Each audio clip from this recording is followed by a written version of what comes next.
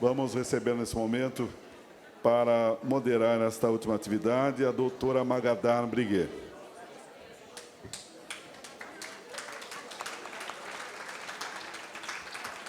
Convidamos também os nossos palestrantes, Dr. Miguel Rová Júnior e Dr. Alberto Patino. Sejam muito bem-vindos. Agradecemos a atenção e participação de todos. Tenham uma ótima atividade. Esta atividade encerra aqui, neste momento, a parte jurídica de hoje, né? E lembrando que amanhã retomaremos, depois, às 9 da manhã, em ponto, o último dia do nosso 15º Encontro Jurídico-Financeiro da APPLEM. Seja muito bem-vinda, doutora Magadar. Muito obrigado também por esta incumbência, desta moderação. Nesse momento, então, as boas-vindas. Muito obrigado. Muito boa tarde a todos. É com grande prazer que eu estou aqui, né, para me abeberar aqui dos conhecimentos de dois ilustres colegas, né? Eu tenho certeza que a gente vai ter um final de tarde muito proveitoso, porque o conhecimento de ambos é que vai só crescer aos nossos conhecimentos. Muito bem, aqui à minha direita está o doutor Miguel Orvati Júnior, grande amigo, doutor em Direito Previdenciário pela PUC de São Paulo, professor da PUC no mestrado e doutorado, autor de livros, articulistas, palestrantes. Do meu lado esquerdo, um recente amigo, né? Mas um amigo muito querido também, doutor Alberto Patino, procurador federal da AGU, mestre em Processo Civil e Cidadania pela Unipar, especialista em RPPS pela ISMAF do Paraná, membro consultor da Comissão Estadual de Direito Previdenciário da OAB do Paraná. Como vocês veem, né, os nossos palestrantes têm aí muitos e muitos conhecimentos e muitos aspectos para oferecerem para nós nesse tema tão candente, né, que é a questão da desconstitucionalização das regras de aposentadoria e pensão na emenda 103. Então, com a palavra, doutor Alberto. Boa tarde. É um prazer enorme estar aqui. Agradecer o convite ao cerimonial, à organização, parabenizar pelo excelente evento. Para mim é uma honra, estou debutando no RPPS aqui formalmente, mas eu fui picado pela matéria por causa da professora Manjoli, né? E por quê? Porque lá na AGU, pessoal, eu já estou na AGU há 19 anos, e eu trabalho com regime geral, basicamente, né? E conforme a gente conversava com a professora Manjoli, a gente trocava ideias, porque nós estamos em 2 regimes públicos de previdência. E eu falava, mas Manjoli, por que esse tema não pode ser usado no regime geral e vice-versa? Aí, o que eu fiz? Fiz pós-graduação em RPPS. Aí a professora Manjoli foi minha professora, né? E aí, adorei o RPPS. Aí aprofundo cada vez mais. E qual que foi a minha ideia quando eu conversei com a professora Manjoli? Quem sabe um dia eu posso falar porque eu gosto muito de processo civil, né? Minha formação básica é de processo civil. E o tema que eu mais trabalho hoje, estudo bastante, até por causa da AGU mesmo, são os precedentes, né? Por quê? Porque a nossa matéria acaba no Supremo Tribunal Federal, né? Quem trabalha com previdência pública, nossas matérias têm impacto social, econômico, político, jurídico. Vai cair no Supremo. Então, para saber atuar e ganhar, tem que saber trabalhar em tribunais superiores. E aí, pessoal, entrando na questão, o tema versa sobre a possibilidade de aplicação de precedentes judiciais do regime geral para o regime próprio de previdência social e vice-versa, tá? E vice-versa. Mas, para isso, nós precisamos entender alguns conceitos básicos de precedentes para poder fundamentar esse tipo de decisão. Porque vocês vão ver que é para o bem e para o mal isso que eu vou falar. Dá para usar para os dois lados. A questão é, se tua petição estiver bem fundamentada, você pode fazer valer o teu lado. Agora a questão, e quando for o contrário? Então você tem que saber desconstruir o que o autor vai alegar. E aí nós estamos no mesmo barco, né? Porque eu também atuo contra os advogados privados que querem se aproveitar da previdência pública, né? Do dinheiro público, né? Que é sagrado, indisponível, que o governo precisa para aplicar para outras questões de saúde, assistência, etc. Então, pessoal, vamos direto ao ponto. O que acontece? No artigo 927, 926 e 927 do CPC, então, está lá tratado no novo CPC, que já não é tão novo, né, já tem 6, 7 anos já, fala sobre precedentes, né, que é a nomenclatura que significa o seguinte: não é a mesma coisa que jurisprudência. Jurisprudência é o conjunto reiterado de decisões judiciais no mesmo sentido, mas não vincula juízes e tribunais. Por quê, pessoal? O Brasil segue o sistema românico-germânico, artigo 5º, inciso 2 da Constituição. Somente a lei pode obrigar a fazer ou deixar de fazer alguma coisa. A lei é a fonte formal do direito neste país ainda. Jurisprudência não é lei, mas o 927 do CPC está dentro do CPC, que é uma lei. E se é uma lei, tem que respeitar a lei. E o 927 fala lá, juízes e tribunais observarão, é uma ordem. Não é pode observar, observarão. E aí tem várias hipóteses. Essas decisões, se vocês olharem os 5 incisos, são decisões proferidas por colegiados, por tribunais inferiores, TJ, TRF, e os tribunais superiores, STJ, STF. E aí vem a questão, então uma decisão do Supremo vincula? Não, não é qualquer decisão. Se você ler bem o 927, ele fala que são algumas decisões do Supremo, algumas do STJ, algumas do TJ, algumas do TRF. Mas quais são elas? São aquelas que são analisadas de forma em tese. Como assim em tese? São as chamadas decisões paradigmáticas dos tribunais. Como assim paradigmáticas? Um caso que tem multiplicidade de identidade de ações pipocando no judiciário. Somos nós. Porque uma demanda de um segurado que pleiteia, por exemplo, né? Aí eu já vou começar a pedir para o colega... eu esqueci teu nome, me perdoa. Você pode mudar o PDF, por favor, o tema 1 que eu coloquei? Tem uma decisão que uma colega de vocês aqui me comentou. Deixa eu ver. Eu consigo ver? Não.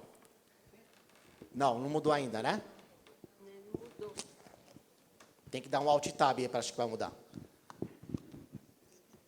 Isso. Se você puder rolar a tela um pouquinho para baixo. Esse caso é o seguinte. Me permitam descer aqui para poder acompanhar, porque aqui eu acho que não vejo, né? No monitor não aparece, né? Aparece? Ah, então tá bom. Esse é um voto, né? É uma sentença. Você pode descer um pouquinho, por favor? É uma decisão, tá? E mais um pouquinho. Pode descer mais. Pode mais um pouquinho. Aí. Muito bem.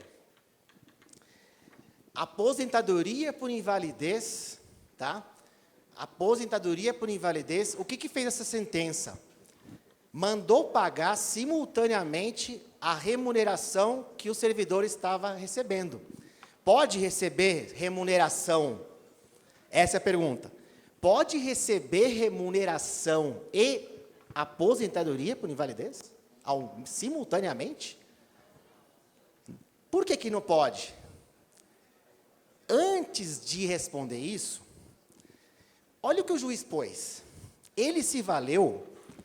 Deixa eu ver se está nessa página. Agora, isso. Olha o final. Tema 1013 do STJ. Tema 1013 repetitivo. Artigo 927, inciso 3 do CPC. Vinculante. Juiz de primeiro grau e tribunal tem que respeitar. Mas esse é um precedente, pessoal, que se aplica ao regime geral. Tanto que o tema fala lá, ele copia o tema, né? O segurado do RGPS, não do RPPS. Agora vem a questão. Por que o juiz fez isso, mesmo estando expressamente que era o RGPS? E aí eu peço para o colega, por favor, voltar para o slide. E aí, vamos lá.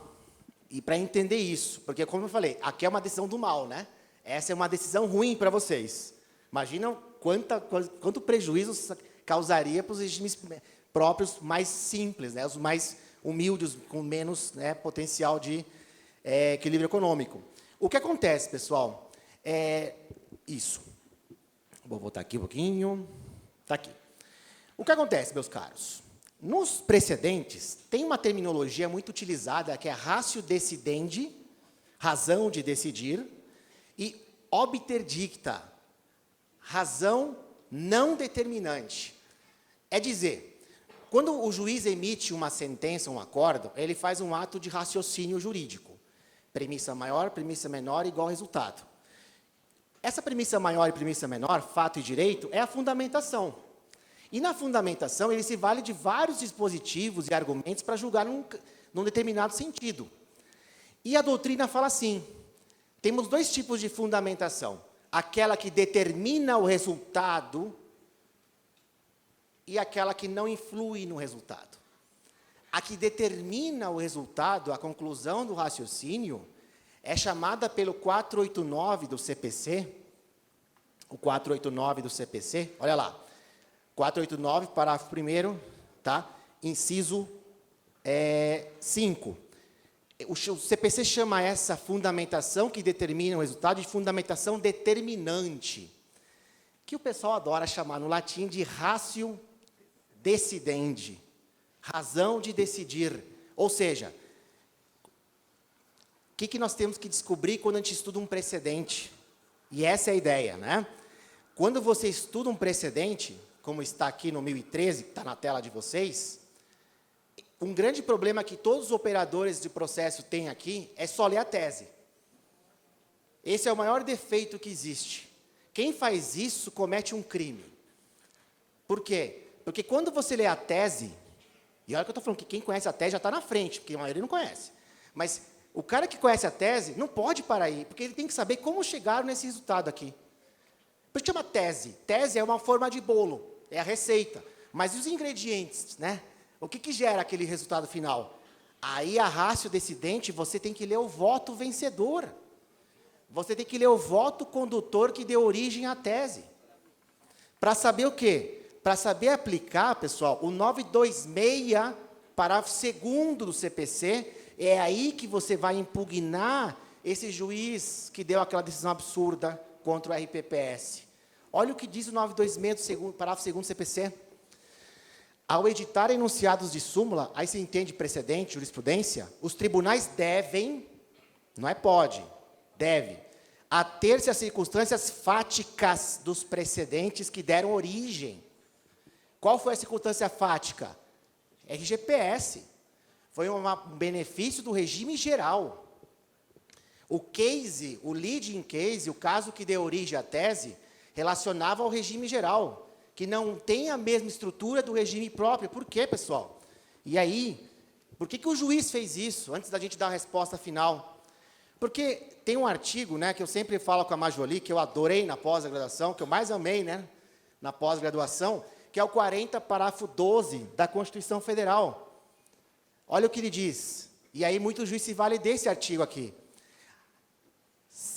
Além do disposto no artigo 40 da Constituição, serão observados em regime próprio, no que couber, é aí que está a charada para você afastar o 1013, no que couber, os requisitos e critérios do regime geral. Então, peraí, eu posso aplicar disposições do regime geral para o RPPS? Posso. A Constituição me autoriza, no que couber, além do disposto no artigo 40. A pergunta é a seguinte, e se não tiver no artigo 40, eu vou para o regime geral? Não. Não, porque o no que couber, pessoal, como é que se identifica o no que couber? Existe alguma regra específica para o regime próprio? Temos, artigo 37, parágrafo 10º da Constituição.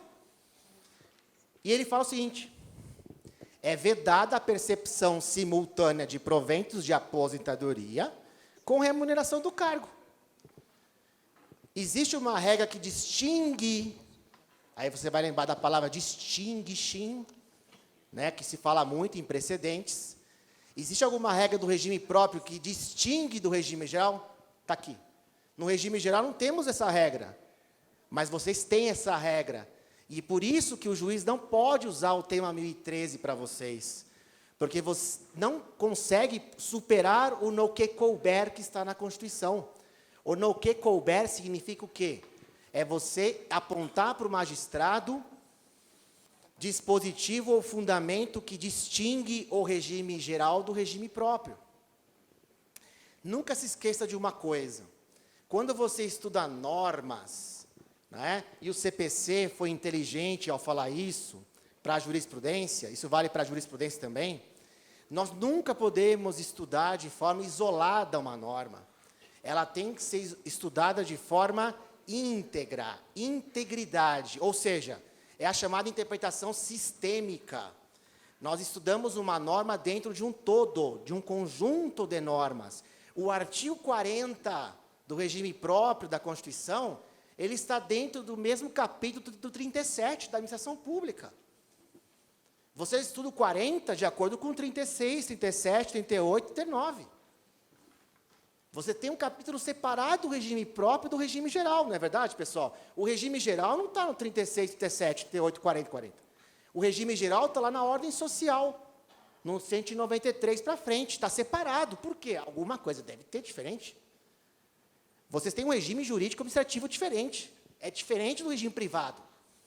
Então, como é que você vai impugnar uma decisão dessa? Não se aplica o 1013, porque não supera aquela questão do no que couber. Existe um dispositivo expresso na Constituição, diferenciando.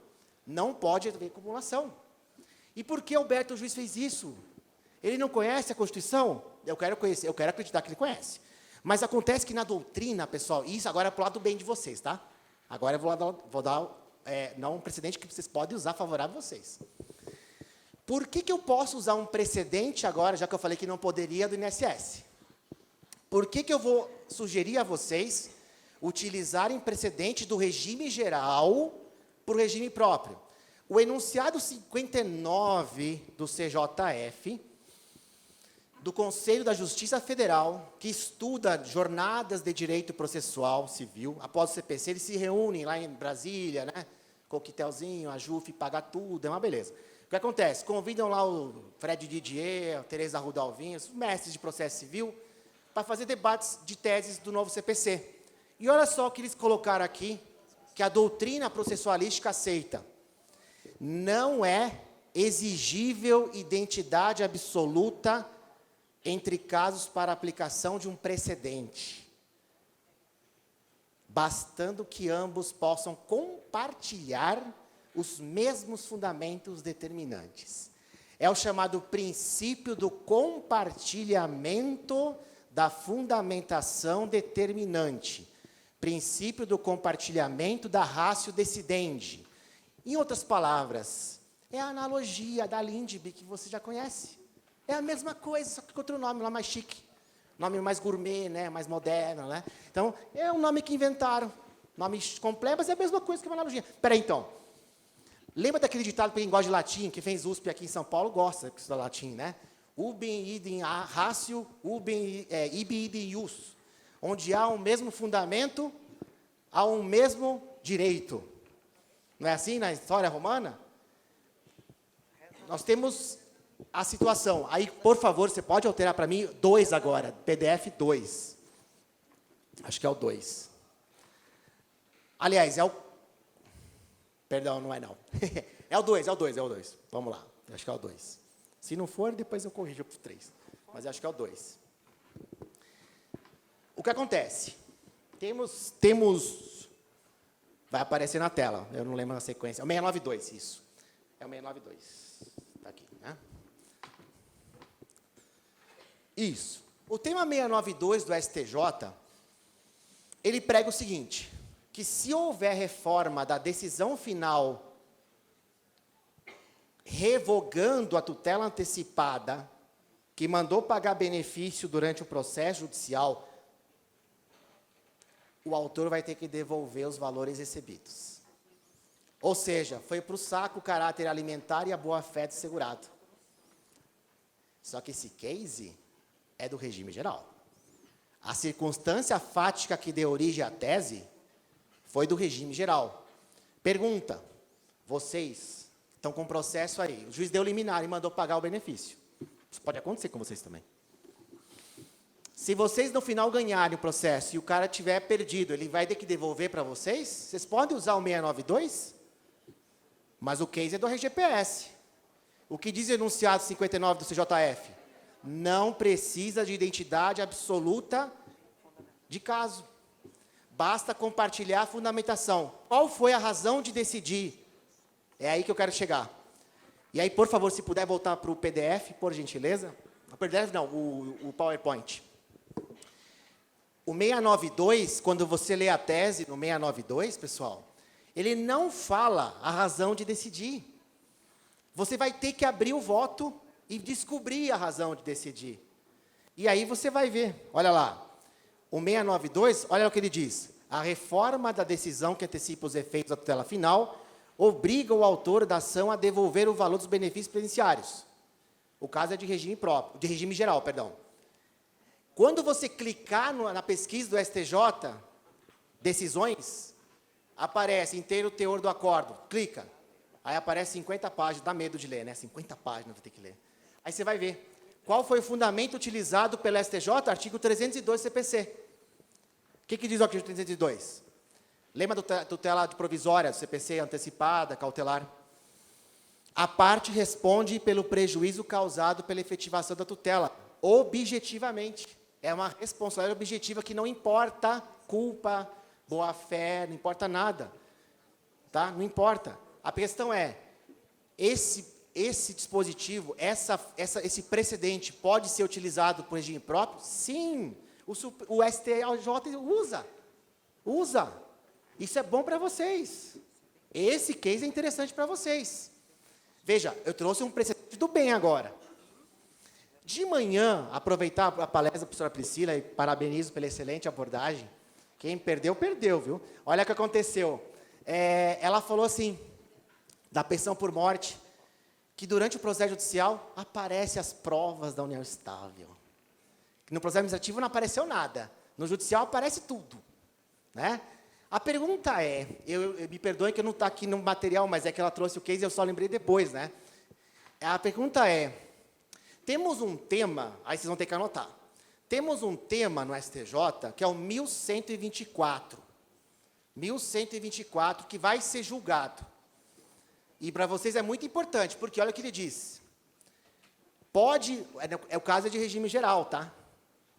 Pode o INSS alterar a data do início do benefício se a prova eficaz foi anexada durante o processo judicial?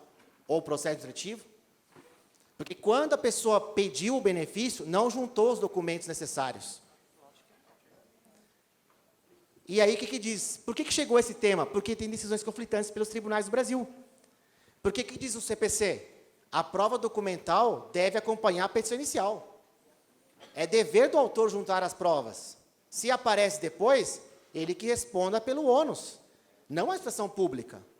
Então, assim, se ficar comprovado que ele, salvo força maior, obviamente, né, se ele comprovar que não tinha acesso à documentação, poderia modificar a data do início do benefício, não da solicitação, mas sim do momento que ele juntou a prova? Me parece que vocês podem usar o enunciado 59 do CJF e usar para o regime próprio. Porque a alegação é a mesma. Isso aí nada mais é, pessoal, que o artigo 6º do CPC, que é o princípio da cooperação. É dever das partes cooperar para a busca de uma decisão de mérito justa e efetiva. O que é decisão efetiva? Aquela que existe no mundo real, concedeu o benefício. Ora, você só possibilitou ao juiz julgar procedente no momento que você juntou as provas. Até então, o juiz não podia julgar procedente. O direito não socorre aquele que dorme. Então, vocês têm que alegar a violação ao artigo 6º CPC e usar esse tema 1124 J, se for favorável a vocês. Lógico, ele vai ser julgado ainda. Tem que acompanhar. Então, até falei para a Jolie, de repente seria bacana vocês pedirem para entrar como amigo da corte, para poder ajudar o INSS a ganhar esse tema. Porque se a gente ganhar, vocês também se aproveitam. Assim como aconteceu no 942 do Supremo Tribunal, que permitiu, né, a aplicação das normas do regime geral da aposentadoria especial para vocês. Vocês atuaram junto com a gente também. Foram ouvidos vocês do regime próprio, foi ouvido o INSS. Nós estamos no mesmo barco, regime público de previdência. Tudo que respingar contra a gente pode ser utilizado contra vocês. Quer ver um caso? Vamos lá, mais um. Quanto tempo eu tenho ainda? Acho que é mais 1 minuto e meio, 2, né? 2, tá. Só mais um, então. Como passa rápido, né? É isso. O tema 942... Tá, o 709. O 709, pessoal, é aquele que fala que na aposentadoria especial, não pode a pessoa que está aposentada especial continuar trabalhando na especial. A pergunta que não quer calar, posso aplicar o 709 para o regime próprio? Quando você lê a tese não fala isso, né? Mas quando você lê o voto se remete ao 57, parágrafo 8º da Lei 8213, do regime geral. O caso que chegou lá foi de regime geral. E o caso analisado foi de regime geral, não foi estudado na ótica do regime próprio. Agora vem a pergunta. Eu poderia aplicar para o regime próprio 2 entendimentos. O entendimento primeiro, não pode porque o 40, parágrafo 12 da Constituição, fala que só aplica as regras de regime geral no que couber, salvo se estiver previsto no artigo 40 ou, né, decorrente do contexto sistêmico. Nós temos uma norma, e aí que está o problema, artigo 37, inciso 16 da Constituição, que permite a acumulação de cargos. Como é que você vai conciliar a permissão constitucional de acumulação de cargos com a proibição? Se o cara é médico, 2 empregos, 2 vínculos de médico. Ele tem direito de trabalhar. Então, ele não poderia exercer o outro cargo porque é especial? Qual prevalece? O Supremo não deu essa resposta. E é por isso que, na minha opinião, não pode ser aplicado para o regime próprio. Porque existe uma disposição especial para o regime próprio, permitindo a acumulação de cargos. Porém, não sei se alguém pensa em contrário, mas eu vou dar sugestão, é dever de professor, né? Quem pensa o contrário fala o seguinte, mas a razão de decidir do 709 se baseou no direito fundamental e indisponível à saúde do artigo 196 da Constituição. Se o direito fundamental à saúde, fundamental, é indisponível, pessoal, é da essência da pessoa humana, pode abrir mão da saúde para ganhar mais dinheiro? A especial tem caráter preventivo, é o que eu queria para vocês, porque meu tempo já está esgotado. O que acontece? O Paraná, no Tribunal de Contas, deu uma decisão não mandando aplicar o 709. Não permite, porque ele fala que não haveria como respeitar a acumulação de cargos. Mas isso vai demandar interpretação dos senhores, né? Vai demandar a interpretação dos senhores. Então, qual é a mensagem que eu deixo para vocês? Nós precisamos nos unir. Tanto o regime geral, estou fazendo meus contatos aqui com vários colegas, né? Vamos trabalhar juntos, como a Majuli fala. A gente só vai conseguir defender o erário, defender a previdência social, né, se a gente se unir. Nós precisamos se unir, porque existem milhões de advogados contra a gente. Nós somos uma minoria. Eu vou nos eventos, pessoal, dos advogados, eu sou linchado lá, né? Toda vez eu sou linchado. Eu falo os 2 entendimentos, obviamente, mas eu estou sozinho, né? Quantos procuradores do INSS ou do regime próprio você vê em eventos grandes de regime de institutos de direito privado, de advogados privados? 1, 2, 3 colegas. Nós precisamos participar mais. Nós precisamos se unir para melhorar nossas teses. E nós precisamos afinar o discurso. Porque se você perde, a gente perde. Se o INSS perde, vocês têm tudo para também carregar a bomba junto. Então, se a gente estudar junto, desenvolver as teses juntos, podemos ter melhores resultados. Então, a ideia era essa, passar para vocês. Dê importância para os precedentes, porque eles podem ser um amigo muito interessante na fundamentação de vocês. Muito obrigado, então. Obrigado. Obrigada, Alberto. Nós, como vimos, né, nós temos muito aí a trabalhar juntos, realmente, na construção aí das nossas teses, né? E agora passamos a palavra para... Você quer esse? passamos a palavra ao doutor Miguel, que vai falar, então, em continuação, inclusive, a esse tema, né, que você poderá aí discutir algumas questões sobre a desconstitucionalização das regras de aposentadoria e pensão por morte, tudo a ver também com os precedentes judiciais. Então, boa tarde a todos. Nosso tema é desconstitucionalização das aposentadorias e pensão por morte.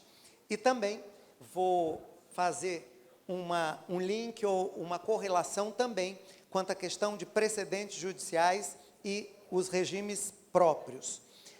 Primeira coisa que nós temos, você pode passar, por favor. Quando nós vamos falar de desconstitucionalização, nós precisamos aqui e principalmente colocar como marco divisor a emenda constitucional 103 de 2019.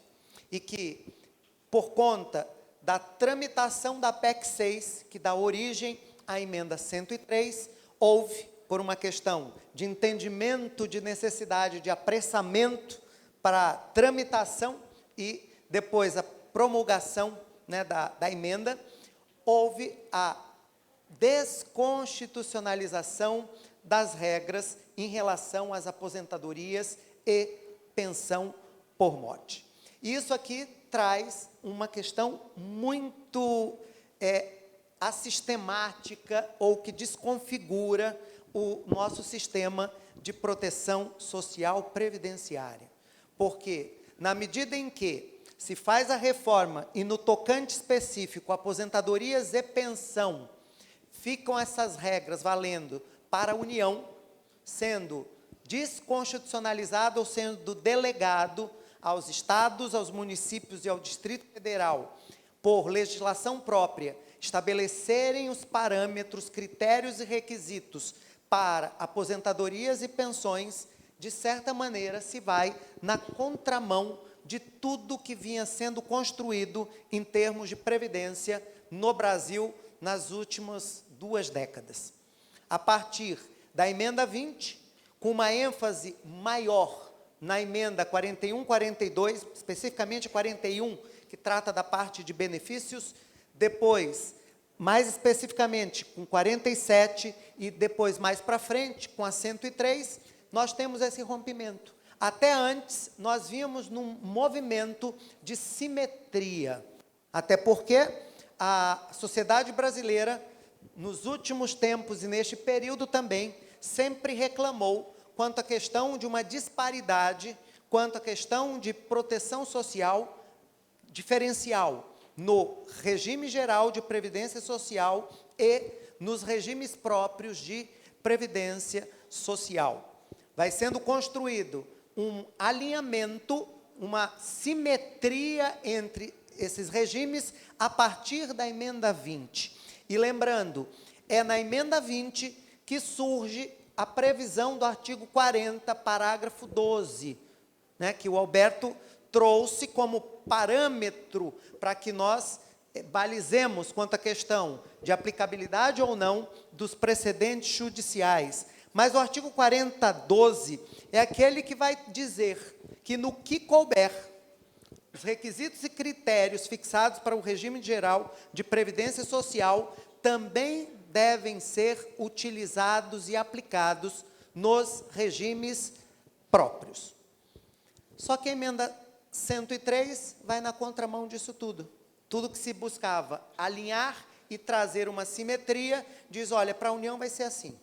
Porém, caberá a cada ente federativo construir e estabelecer os parâmetros.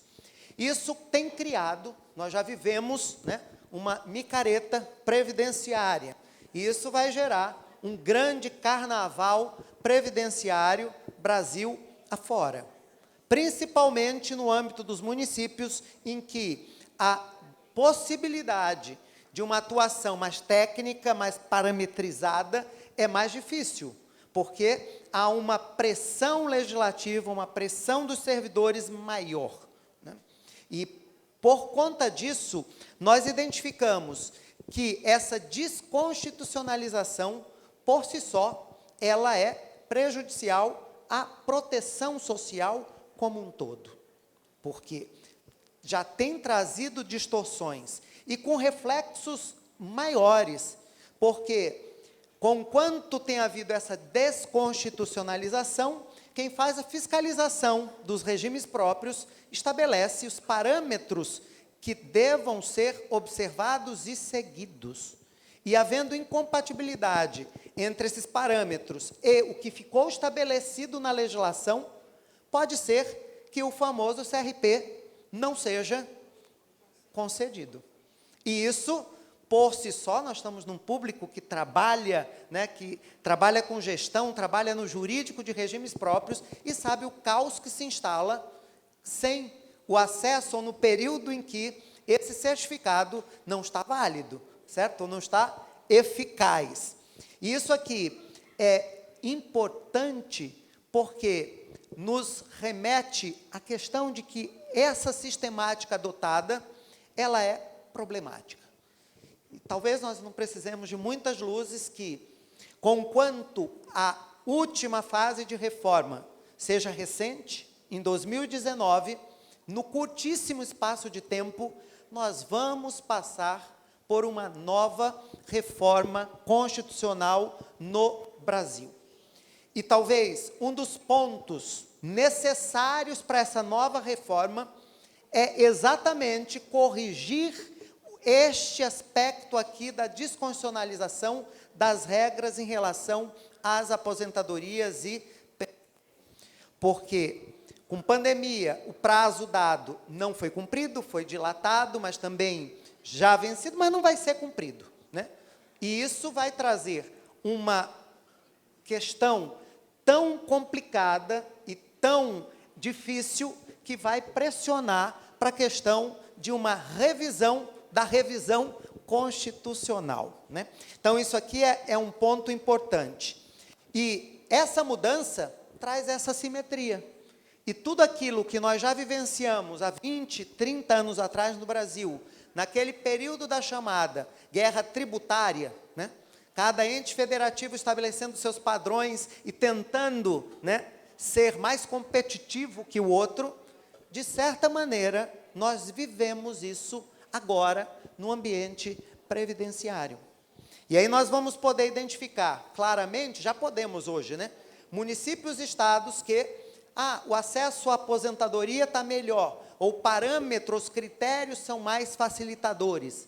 E isso pode trazer a questão de selecionar, né? Não, eu quero prestar concurso, eu quero me vincular, mas eu vou me vincular a este município X ou Y, ao estado A ou B, porque os critérios, os requisitos para acesso são melhores, ou são mais facilitados. Pode passar, por favor. Então, isso aqui é um ponto importante. Agora, quando nós vamos falar em princípios aplicáveis, primeira coisa que nós devemos olhar e observar. Princípios são mandamentos nucleares, são estruturantes de um sistema jurídico. Então, esses princípios, eles vão ser, né, direcionados ao legislador, que no momento do exercício da competência legislativa, vão usá-los. E quando nós vamos olhar em relação a esses princípios, pode passar também, nós temos alguns princípios que são basilares em relação a regimes previdenciários. E nós podemos identificar, pode passar este também. Primeiro princípio, o princípio que trata da questão da solidariedade, que se aplica dentro do regime geral e que se aplica dentro dos regimes próprios. Inclusive, é este princípio que baliza ou que fundamenta, lá na emenda 42, a criação das contribuições sobre inativos e dependentes, certo? E pensionistas, certo? E isso por quê? Porque há necessidade exatamente de que haja essa colaboração, atuação do princípio da fraternidade qualificado. O princípio da fraternidade qualificado nada mais é do que o chamado princípio da solidariedade. E nós temos isso. Um outro princípio inexorável em ambiente de previdência, em qualquer regime que seja, o princípio do respeito e da observância ao cálculo atuarial. Previdência, ela tem que ser garantida não só hoje, mas ela tem que se projetar daqui a 5, 10, 15, 20, 30, 40 anos. Logo, a questão da garantia e da observação, né, e do acompanhamento da questão atuarial é absolutamente necessária. Então, um outro princípio que nós temos que acompanhar. E isso aqui nos remete, né, à questão do que nós temos lá na questão da Lei 9717, que está em vigência, né, conquanto ela já tenha, né, um atestado de óbito assinado pela emenda 103, ainda não está preenchida a data em que isso ocorrerá. Mas que ocorrerá e que está certo que ocorra, já foi determinado na emenda 103. E lá no artigo 5º, nós temos que os regimes próprios não podem conceder benefícios distintos dos previstos no regime geral de previdência, vírgula, salvo disposição em contrário na Constituição Federal. E aqui nós podemos interpretar de duas formas, ofensa a isso ou conformidade. Porque quando diz salvo disposição em contrário, com a desconstitucionalização, se está na contramão, ou se tem um autoritativo para se fazer isso. Mas, novamente, anomalia, porque até então, o que se tem? Até conceito doutrinário trazido em várias decisões, o conceito de benefício distinto, né? Que é vedado como regra, o que era vedado como regra. E o que a gente deve entender como benefício distinto? Nada mais do que aquele que, apesar de possuir a mesma nomenclatura, o mesmo nome, certo? Mesma terminologia, tenha requisitos, critérios diversos para a sua concessão, inclusive quanto à definição de dependentes. E aqui nessa anomalia, o que essa desconstitucionalização faz é exatamente a possibilidade de criação de benefícios distintos e benefícios na centralidade de sistema previdenciário em relação às aposentadorias e pensões. Lembrando também que dentro da emenda 103 diz, olha, esses benefícios são de responsabilidade dos regimes próprios, os demais vão ser suportados pelo ente federativo. E aí a coisa fica mais, né, fora de esquadro. Para frente, por favor. Pode passar o slide. E aí eu vou pontuar alguns princípios que nós encontramos dentro dessas sucessivas reformas constitucionais a partir da emenda 20, lá nos idos da década de 90, de dezembro de 98.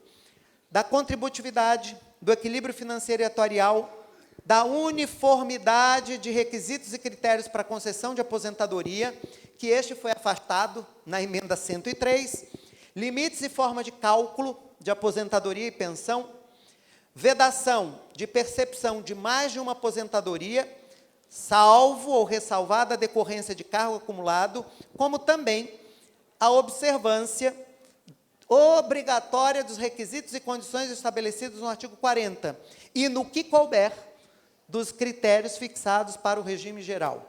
Isto que foi, né, formalmente, constitucionalmente, solenemente, né, retirado e modificado, para mim, pelo menos de uma maneira, né, prejudicial à proteção. Uniformidade dos critérios de contagem do tempo de contribuição e vedação de contagem de tempo de contribuição fictício. Isso na emenda 20. Prosseguindo, pode passar, por favor, o slide. E isso quando nós vamos transpor para a emenda 103, né, lá de novembro de 2019, nós vamos encontrar lá no artigo 9º, no seu parágrafo 1º, a Constituição trazendo esta previsão, que o equilíbrio financeiro e atuarial do regime próprio deverá ser comprovado por meio de garantia de equivalência a valor presente entre o fluxo das receitas estimadas e das despesas projetadas, apuradas atuarialmente que, juntamente com os bens, direitos e ativos vinculados, comparados às obrigações assumidas, evidenciem a solvência e a liquidez do plano de benefícios. Aqui nós temos uma explicação ou uma complementação de como se deva aplicar o princípio do equilíbrio financeiro e atuarial. E quando nós continuamos lendo os artigos com a modificação do artigo 40, dada pela emenda 103, nós vamos encontrar como regra a vedação da adoção de requisitos ou critérios diferenciados para concessão de benefícios, salvo aquelas situações autorizadas. E quais são essas? Lei complementar poderá trabalhar a questão de requisitos e critérios próprios para pessoas com deficiência, como também a aposentadoria dos ocupantes de agente penitenciário ou de agente socioeducativo ou de policiais, como também em relação à questão dos critérios de aposentadoria especial. E, por fim, nessas exceções também, os critérios em relação à aposentadoria dos professores, que inclusive hoje, na parte final da manhã, vocês tiveram um painel próprio específico sobre a questão das aposentadorias dos professores. Para frente, por favor. E na 41, o que é que nós temos?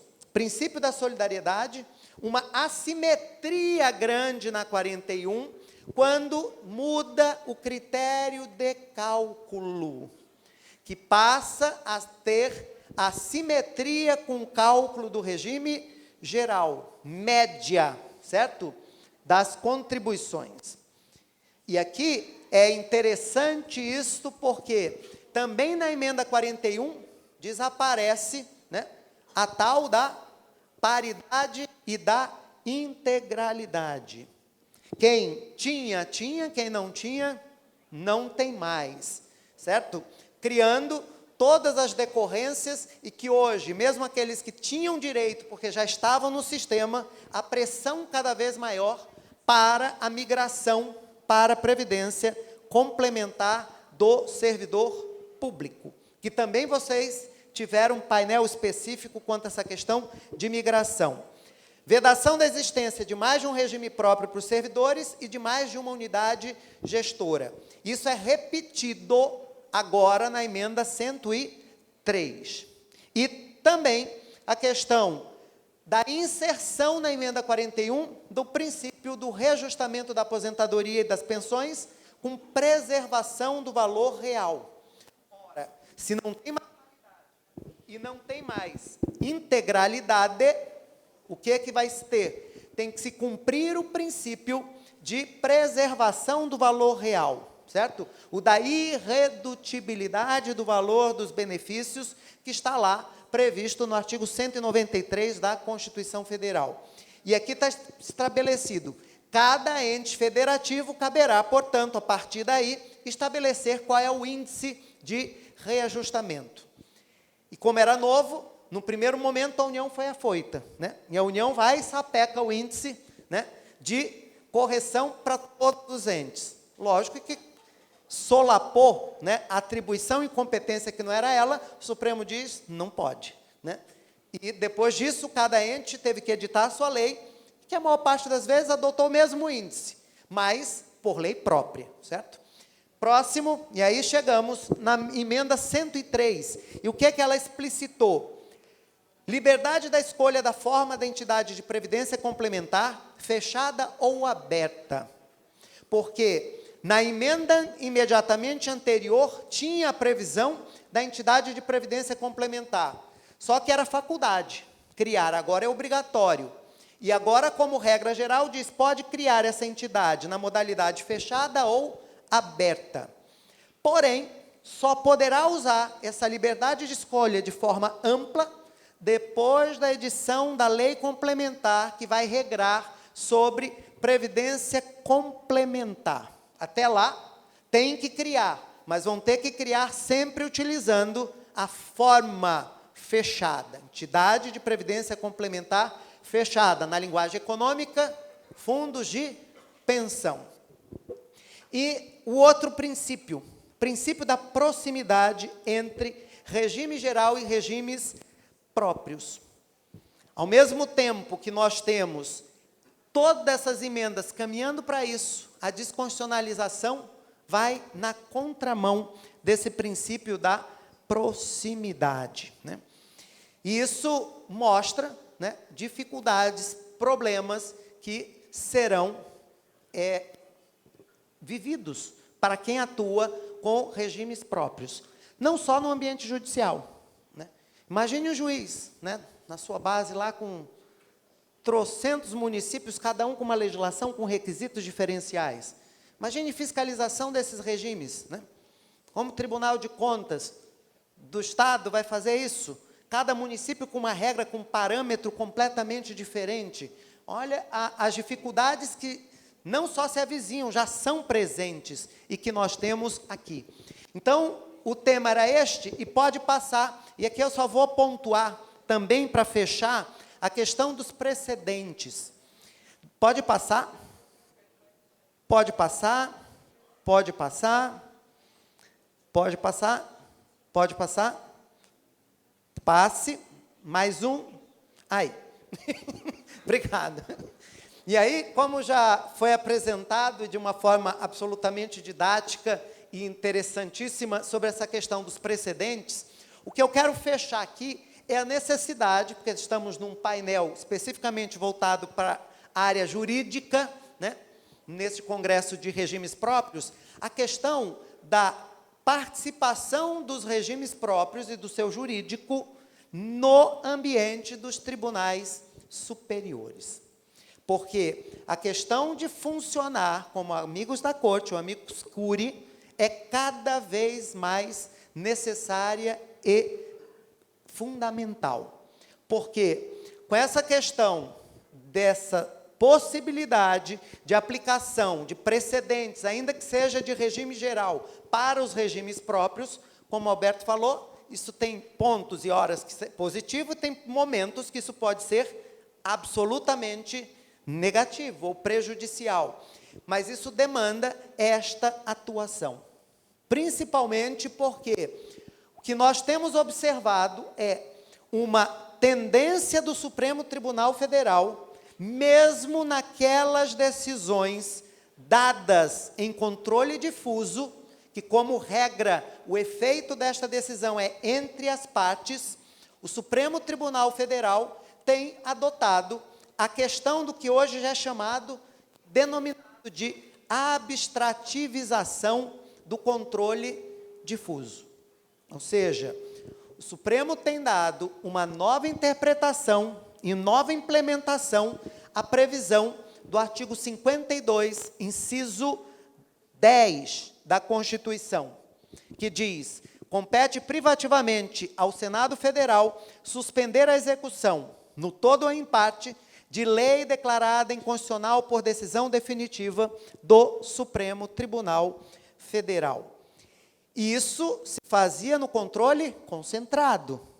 Porém, desde 2017, nós encontramos o Supremo Tribunal usando esta teoria, certo?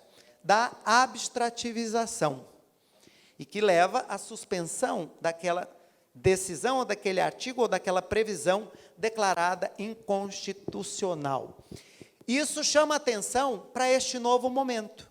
A necessidade de instrumentalização, de preparação, para que não só subam os recursos, e vejam que os tribunais superiores e o legislador já se prepara para esse novo momento. Acabamos de ter alteração no nosso sistema processual civil em relação ao que sobe para o STJ, certo? Com uma limitação ou com afunilamento para que haja a subida.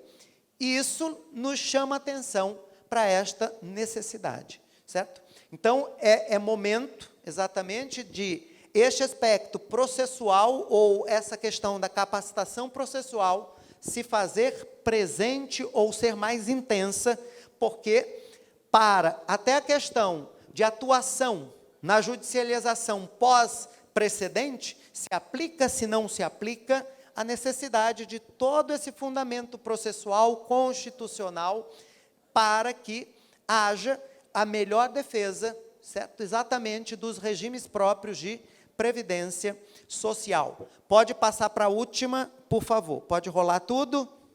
Lá na última, no obrigado. Muito bem. Então, com isso, nós encerramos no tempo esgotado que subiu agora. Muito obrigado a todos, e essa é a minha obra de regime geral, edição que acabou de sair. Muito obrigado. Duas perguntas. Como? 5 minutos, nós temos 5 minutos, 2 perguntas. Podemos, quem quer fazer, para o doutor Alberto ou para o doutor Miguel. Sem perguntas. Bom, alguém levantou a mão? Não, acho que sem perguntas. Então, vamos dar por encerrado esse painel, agradecendo a presença de ambos os colegas, doutor Miguel, doutor Alberto. E aqui temos uma lembrança dos organizadores, né? A BPEM, gostaria de... Agradecendo a participação. Para a foto, né? Vou tirar a foto. Ali. Mais uma agora tem retinado.